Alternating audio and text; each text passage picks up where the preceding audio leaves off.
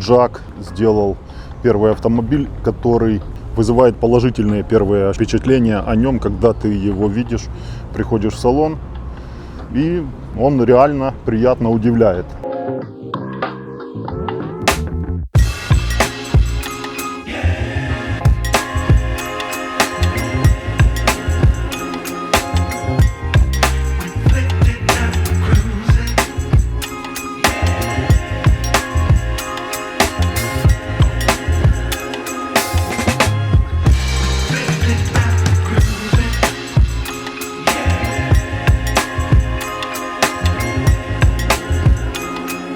Сравнивать с предыдущими моделями от Джака, которые, по моему мнению, были какие-то несуразные, не было в них какой-то пропорциональности, то в этом автомобиле все пропорционально. Колеса соответствуют размеру кузова. Это среднеразмерный кроссовер, такой, наверное, который подойдет семейному человеку. Ну и также молодежь, я думаю, обратит на этот автомобиль внимание, потому что очень много приятных плюшек и приятных различных функций современного авто есть в этом автомобиле. 18-е колеса установлены 235/55 на 18 Kumho. Отличный вариант, небольшие, не маленькие, для этого автомобиля то, что нужно. Бесключевой доступ, но на одной двери. Начнем с цены, наверное, этого автомобиля. В гривнях вы за него отдадите около миллиона. В долларах это где-то будет 26,5 тысяч на сегодня. И это нормальная цена за такой кроссовер. Сразу скажу, что это переднеприводный вариант. Полного привода не предусмотрено в этом автомобиле. На моем видео сейчас полная комплектация с панорамной крышей. Все, что может быть в этом автомобиле, это есть. 1,5-литровый мотор, 174 лошадиных силы. И 6-ступенчатый робот с 2 мокрыми сцеплениями. Кто ездил на этом автомобиле, можете посмотреть, уже есть куча видеообзоров, замеры разгона до сотни, впечатляют людей этот автомобиль своими разгонными характеристиками. И хороший крутящий момент 280 ньютон-метра для этого авто. Расход у него будет по городу около 11-12 литров. Здесь чудес не бывает, мало он жрать не будет. Можно открывать с кнопки, можно открывать с ключа. И также есть функция у него, когда ты с ключом подходишь или отходишь, он автоматически, автомобиль закрывается или открывается. Это можно включать в мультимедиа. То есть закрыл ты автомобиль, сейчас эта функция выключена. Взял ключ и пошел. И он автоматически на определенное это расстояние отошел, он не видит ключей и закрывается. Подходишь с определенного расстояния, он видит, что ключ рядом, и открывается сам. Можно это выключить, вот сейчас эта функция выключена. Сразу видно, что имеются датчики слепых зон. Это основное, то, что есть в этом авто по безопасности. В этом авто есть. Чего нету, это удержание в полосе. То, что многие пользуются этим, многие не пользуются. Автоматическая остановка, определение препятствия вперед-назад также нету в этом автомобиле. И кое-чего еще. Многие считают это лишним. То, что понравилось: память сидений есть. И садишься в автомобиль, пододвигается, от ключа все зависит, настраивается, как обычно, с каким ключом приходишь, от такого память и настраивается положение сидения. Или же нажимаешь вручную. И также выходишь из автомобиля, кресло автоматически отодвигается, когда заглушил двигатель. Кресло отодвинулось полностью назад, ты вышел удобно. Удобная посадка, то есть удобный доступ. Также и посадка. Все 4 автоматических стеклоподъемника, их нажал, опускается стекло, также нажал один раз, поднимается до конца. Все эти моменты вот здесь есть. То, что понравилось сразу, и ты ощущаешь очень классные материалы, как впереди и сзади. Верх мягкий, тут из кожзама все, здесь мягкое, внизу, как обычно сейчас в китайских автомобилях, пластик. Также и здесь. По низу, по верху все мягкое, все хорошее, тактильно ощущаешь классно. Внизу обычный пластик, который сейчас идет на всех китайских автомобилях, независимо дорогой это китайский автомобиль или дешевый, пластик примерно везде одинаковый. Парящая панель такая, и здесь, когда садишься, запускаешь двигатель, еще есть и подсветочка. И там что? Там USB-шки, да, розетка 12 вольт. Беспроводной зарядки, я так понимаю, нету. Здесь мягкие коврики, резиновые, вот они двигаются, можно убирать, чтобы не скользило ничего.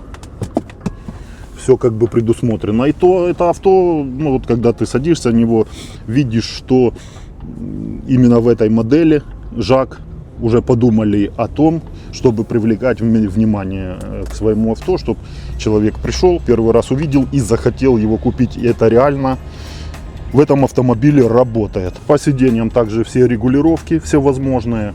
Упор также поясничный регулировать можно.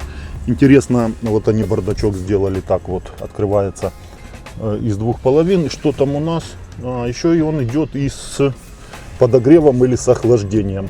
В зависимости от того, какая у тебя температура выставлена на климат-контроле. И можно регулировать открытие, закрытие. В общем-то, тоже неплохая функция. Рояльный лак, это понятно. Дань моде, современности. С водительской стороны на ручке отсутствует. Бесключевой доступ, ни кнопок, ни сенсоров нету. Но есть управление, а также электропривод на пассажирское сиденье. Очень приятно. Но по высоте, ну как и у всех автомобилей, по высоте пассажирское сиденье не регулируется. Заметили вы, что интегрированы подголовники, типа сиденья сделаны под спортивные, также имеются подушки безопасности. Все это в этом автомобиле уже есть. Бардачок на микролифте, ну, небольшой. Сзади также верхняя часть дверей мягкая обшивка. Также тут все одинаково, как в общем-то и впереди. Также много места, как в обычном китайском автомобиле, уже привыкли. Подушки здесь покороче сделаны, чем передние. Кстати, передние подушки довольно-таки немного удлинили, то есть там уже более комфортно сидеть. Не будешь так уставать, как на коротких подушках. Подлокотник есть, подголовники небольшие, такие с регулировкой. И панорама на всю крышу. В общем-то, да, ну, будут видеть панораму задние пассажиры, наслаждаться ей также. Зарядные USB, что тут? Type-C нету, еще нет. USB-A 12 вольт 2,4 ампера написано. То есть заряжать сможете свои гаджеты. Ну и небольшой кармашек для чего-то. Карманы также тут есть в чехлах. Удобный рычаг складывания сидений. Вот никакая ни шворка, ни ленточка, ни веревочка, а именно рычаг. И хорошо. Ну тут видно, что материалы уже использованы не очень качественные на чехлах этих сидений. Ну хотя там, где будет соприкасаться с человеком, вот это все продумано. Кожзам, ну такой он не сильно эластичный, видно, что бюджетный вариант. Но есть перфорация, то есть в жару человек потеть здесь не должен, потому что это именно перфорация помогает, проверено лично мной. Пользовался я автомобилем, у которого были сиденья сплошные, без отверстий, без перфорации. То потом и эксплуатирую с перфорацией, то именно разницу ощущаешь. Не так потеешь летом в жару, потому что салон нагревается сильно, особенно из кожзама. Кнопка открытия багажника, электропривод установлен. В общем-то, то, что люди просят, то здесь в этом автомобиле все есть. И поднимается крышка высоко, очень высоко поднимается. Здесь видим крепление знака аварийной остановки, ручка есть для ручного, если в случае чего, закрытие. Все также продумано. Пластик дешевый, но все им отделано, нету голого металла. Шторка съемная, в случае чего можешь ее снять, и получится у тебя хороший большой багажник. И здесь полочка мощная, уже полочка мощная идет, не картон. Я думаю, что написано должно быть, сколько килограмм она будет выдерживать. Но у меня такая в Хавале стоит, то где-то 90-100 килограмм. Ну и да, тут очень она такая мощная. И можно регулировать глубину багажника также можно регулировать. И вот багажник стал у нас на приличный объем больше. Наверное, съемные, да, вот эти вот перегородочки. И удобно глубокие карманы под омывайку, под какие-то канистры с чем-то. Будут они здесь хорошо стоять. И смотрите, все отделано уже карпетом. И не как в предыдущих жаках вот это все было из картона сделано. Здесь хороший материал используется. Также какой-то прессованный картон, скорее всего, но он уже мощный. Если в тех джаках предыдущих нажимаешь и у тебя рука проваливалась, то здесь это уже выглядит качественно и классно. Что у нас с запасным колесом? Идет докатка. Докатка идет. Ну и здесь металл голый, который можно, я думаю, снять докатку и зашумить. Дополнительная шумоизоляция будет. Думаю, в этом автомобиле не стоит рассчитывать на хорошую шумку, потому что автомобиль считается бюджетного класса для китайского потребителя. Для нашего потребителя, наверное, уже тоже бюджетного класса, потому что цены на автомобили растут. И за такую стоимость, вот 26 тысяч долларов, то я думаю, этот автомобиль реально классный. Розетка идет в багажнике. Можно что-то заряжать, адаптер какой-то вставить и заряжать, что вам нужно. Лампа накаливания, правда, желтенькая, вот стоит в подсветке. Ну, в случае чего, кому нужно, можно заменить. Но есть свет в багажнике. Есть две кнопки. Смотрите, не знаю я, что означает автоматическое закрытие. Может, скорее всего, это тот вариант, как я вам говорил, чего не хватает в моем Хавале. Автоматического закрытия крышки багажника и вместе с автомобилем. То есть, по идее, я должен нажать ее, и автоматически автомобиль должен сработать замок центральный и закрыться автомобиль вместе с закрытием крышки багажника. Вот сейчас, когда я закрыл все двери, эта кнопка подсветилась, и по идее, да. И скорее всего это будет происходить, автоматическое закрытие автомобиля, когда будет активирована функция ключа. Подходишь с ключом, открывается, уходишь с ключом, закрывается. Ну давайте посмотрим. Я думаю, что нет, да, эта функция не активирована. Видите, моргает и ничего не происходит. В этом случае мы используем просто кнопку закрытия без закрытия автомобиля. Но такой вариант есть. Автомат, функция подразумевает закрытие крышки багажника и закрытие всего автомобиля. Можно открывать с ноги, вот так.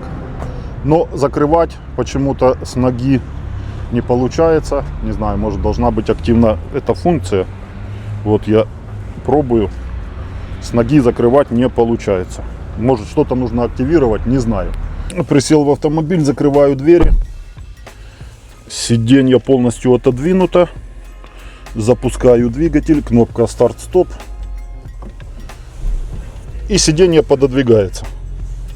Все, пододвинулось так, как я его настроил перед тем, как уходить из автомобиля. Большой, видите вы, дисплей. Но это уже не удивительно, на всех практически автомобилях, уже и не только китайских, такие дисплеи установлены. Мультируль, громкость, все здесь есть.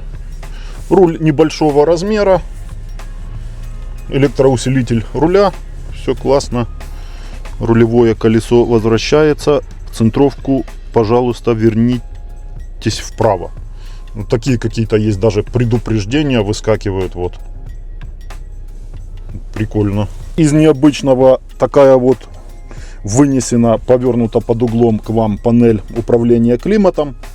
Все сенсорное, опять же. Здесь удобно кнопка аварийки.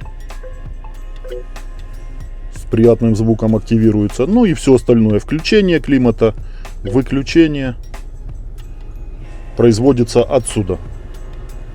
Я так понял. А какие-то глубокие установки, наверное, уже с мультимедиа. Но основное управление здесь. Переключить забор воздуха, закрыть с улицы. Основная главная кнопка. Здесь все. То есть ты быстро сможешь и добавлять обороты двигателя, добавлять температуру. Все, в общем-то, вот отсюда. Двухзонный климат, видно температура пассажира, температура водителя. Шайба переключения передач. Ну, я привык, у меня на Хавале такая по типу такой шайбы установлена, поэтому включаешь, подсвечивается, что тебе: нейтралка, задняя передача, драйв или механический режим переключения. Для механики здесь есть лепестки. Лепестки алюминиевые, вот плюс-минус. Ну-ка, если перекручиваем. То есть, если перекрутили, один раз драйв, один раз механика. И паркинг по центру. Также все подсвечивается. В общем-то, ничего необычного. Электроручник и автохолд. Удержание автоматическое на светофоре, там где-то, чтобы не откатывался автомобиль, без выключения передачи. Остановился, удобная функция и для женщин, да и для мужчин также. Подстаканники. Ну, все здесь простенько, в общем-то, какой-то отсек для чего-то, я не знаю, для что сюда может сейчас войти, какая-то старая мобилка. Пишите в комментариях. Ну и здесь есть беспроводная зарядка. Есть. Ошибся я, внизу нету, зато здесь есть вот беспроводная зарядка. Ну, круто. Камеры есть. Переключать можно. Качество среднее. Есть лучшее качество, и я видел и вижу на своем автомобиле на Хавале лучшего качества камеры, но здесь они также есть. Широкоугольная передняя, задняя также широкоугольная с направлением, можно менять. Таким образом можешь смотреть. Левое колесо, переднее, правое переключаешь. Просто обзор без линий парковочных. 2D, 3D режим. Покрутить можно, покрутить нельзя. Отклик. Ну, не моментальный, какая-то доля секунды, но вот видите, как работает. Есть Apple CarPlay и Android Auto изначально, и это, в общем-то, все, что нужно. Bluetooth телефон подключается, громкая связь будет, будешь разговаривать. Ну, а основное Apple CarPlay и Android Auto есть, и это то, что нужно. Больше, в общем-то, и ничего не нужно в этой мультимедиа. Зеркало с автозатемнением, и есть датчики, датчик дождя, наверное, датчик света. Все здесь встроено. Управление панорамной крышей, блочок такой черный, прикольно сделанный, с кнопками. Отчетник есть, бархоткой низ отделанный, это нормально. Свет здесь у нас, ну здесь стоят светодиодные лампы, и там стоят в ручках светодиодные лампы, как в Хавале это все сделано. Здесь у нас с подсветкой козырек. Ну, все, что нужно в этом автомобиле, в общем-то, есть. Ничего лишнего. Open, close. Включить свет, выключить. Свет с открытыми дверями. Давайте посмотрим, что мы можем открыть. Ага. Люк открывается. Ну, и автоматом здесь не обязательно удерживать. Нажимаю, кнопку удержал, и пошла. Немного удержал, пошло закрытие до конца. Ну и также штора, видно, работает. Сейчас она открыта. Нажал, удержал. Идет штора закрываться. Можно остановить. Надо тебе вот так. И потом далее открыть. Ступенчато открывать. Или же нажал, удержал, отпустил, и она пошла до конца. Удобно, все понятно, не нужно никаких инструкций изучать. Место в автомобиле, да, в общем-то, нормально. У меня в Хавале побольше, ну и Хавал авто само по себе побольше. H6 третьего поколения. Удобно сидеть, да, удобно. Подушка не такая короткая, как привыкли мы в автомобилях китайских. Регулировка руля есть, да, обычно. Ничего необычного. Регулируется по высоте, от себя на себя. Так, здесь выключение у нас, включение стабилизации, регулировка зеркал, регулировка фар, что-то еще. И открытие багажника. Да, можно из салона открывать багажник. Ну и закрывать. Двигатель заведен. Закрыть.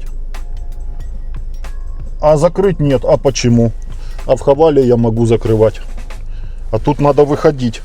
Или же взять ключ и нажать и удержать, да? Подольше удержал, и багажник закрывается. Информация по расходу, когда ты заглушил двигатель, по пробегу за день, средний расход. Вот 10,1 литра показывает. Но автомобиль еще не проехал ничего. Кстати, датчики давления в шинах также есть. Вот тут все предупреждения выскакивают. Вот только что недостаточное давление. Было предупреждение, потом предупреждение о низком уровне топлива в баке. То есть все здесь выводится.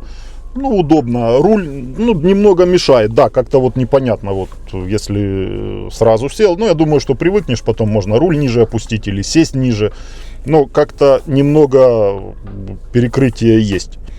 Недаром делают меньше мониторы, например, на моем Хавале он меньше, и он помещается именно сюда, вся информация видна. Здесь вот немного перекрытия есть. Но ко всему привыкаешь, не страшно. Подрулевые переключатели все так же. Светодиодные фары, очень хороший срез луча. Интересно посмотреть по, ну вот чуть-чуть, видите, чуть-чуть используйте кабель. А, это он подумал, что я нажал. Сверху шторку опускаем, и здесь основные вот функционал. Русифицировано все, поэтому да, вот. Bluetooth включить, выключить, драйвинг мод, стандарт, эко, спорт.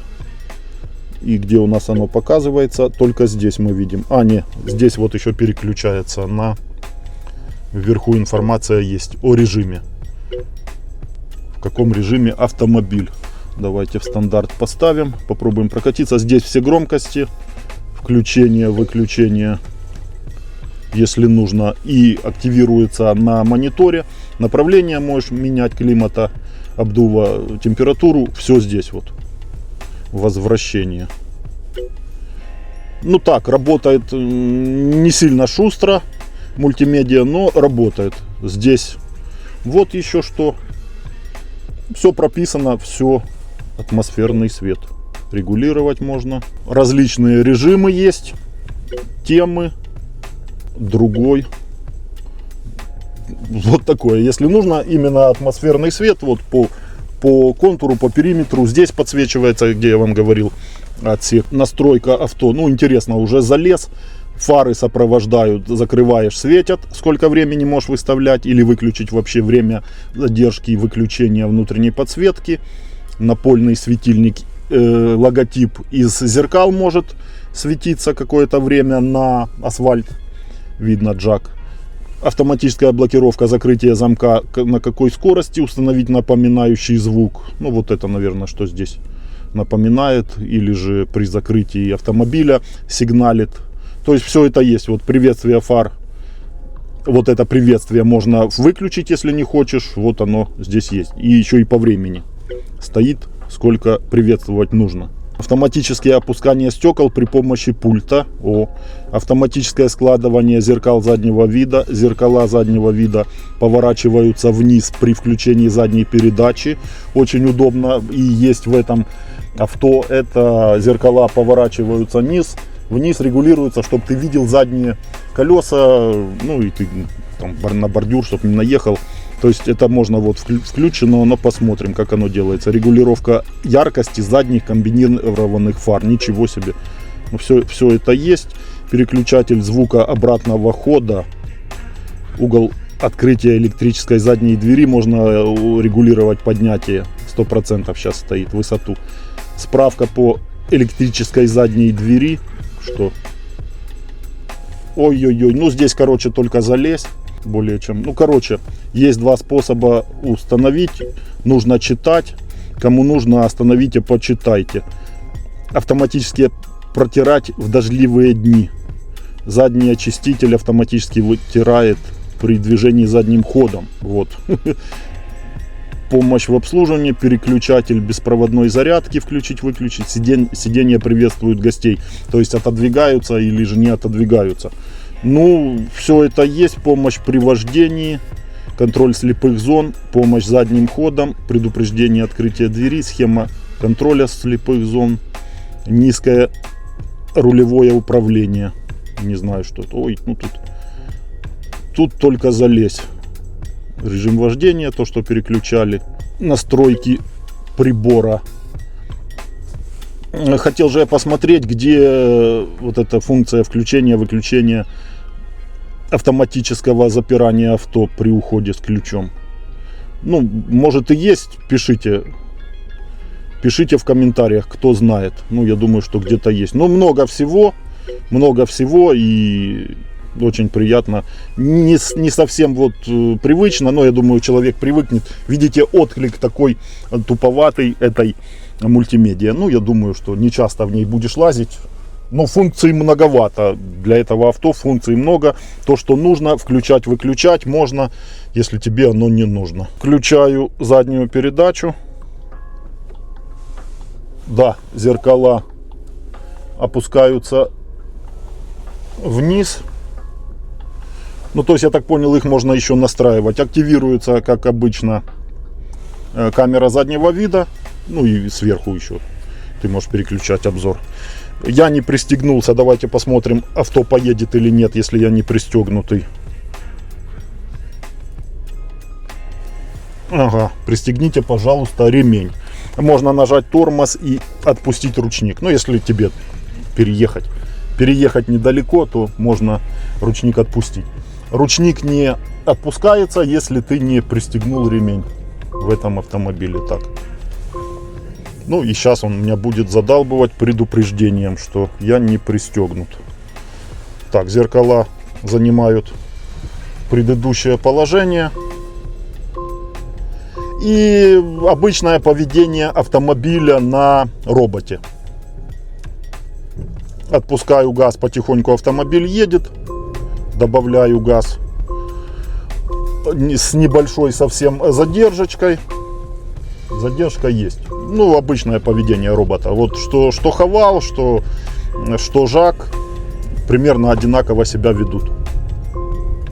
Такое же переключение, практически незаметная передач. Все так же.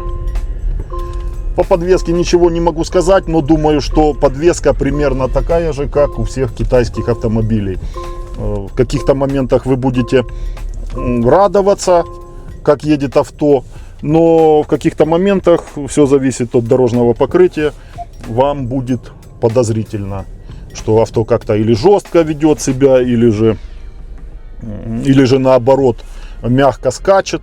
Ну, так работают китайские подвески сейчас на этих автомобилях. У них там дороги практически везде идеальные, поэтому они настраивают на комфорт, на определенный комфорт по хорошей дороге. По хорошей дороге это авто вас будет просто очень таки радовать. Ну и там уже будешь сам играть, спускать шины до определенного давления, то есть уже будет индивидуально. Так авто понравилось. Первое впечатление об авто очень таки хорошая. Ну и соответственно цена, не переваливающая за 30 тысяч долларов, соответствует он своему ценовому диапазону. Что понравилось, еще раздвоенный выхлоп и аккуратно спрятаны трубы выведены. То есть приятно, что бывает как-то трубы несуразно выведены. Именно здесь натуральный выхлоп на две стороны из одной банки. И хорошо это смотрится дело. Придает автомобилю некой такой спортивности, все симметрично смотрится, классно. Зад автомобиля, ну как современный кроссовер. Рычаг открытия багажника и написано вам умножено на 2, то есть 2 раза открываем. Гидроупоры, я думаю, что есть, да, то есть не надо искать тебе никакой здесь крючочек, ничего, гидроупоры стоят. И так, в общем-то, как у всех китайских автомобилей, можем видеть под капотом. Герметик размазанный по швам. Давайте посмотрим лакокрасочное покрытие и наличие оцинковки. Черный металл. Капот 103, 93, 101. Ну, лакокрасочное примерно такое, как у всех китайских автомобилей. Не блещет какой-то большой цифрой. Ну и видите вы все черный металл. То есть авто не оцинкованное. Крыша 117, 117, 135 и черный металл. Автомобиль не оцинкован, черный металл, заднее крыло, черный металл. Не оцинковка, двери также не оцинковка. Ну, я думаю, и дальше искать нет смысла, потому что авто не оцинкованное. Но это не говорит о том, что это как бы большой минус. Не все авто, и корейские, и европейские, не все оцинкованные. Здесь уже как прогрунтовано авто, именно качество покраски тут влияет на ее долговечность. Обработка антикоррозийная. Ну а так, конечно, хотелось бы, чтобы была оцинковка, но, как видите, ее нету. По лакокрасочному цифры, в общем-то, одинаковые, как и у всех китайских автомобилей. На сегодня все. Многое чего, думаю, не рассказал. Это уже поделятся владельцы, кто купит автомобиль. Но первое впечатление об автомобиле очень положительное. И в ходу, как он, и вообще внутри. Функционал его не полностью мной понятно раскрытый. Пишите в комментариях, кто владеет, уже ощущение от этого автомобиля. Ну и кто не владеет, кто первый раз видит, также пишите свои комментарии. Всем удачи, до следующих видео.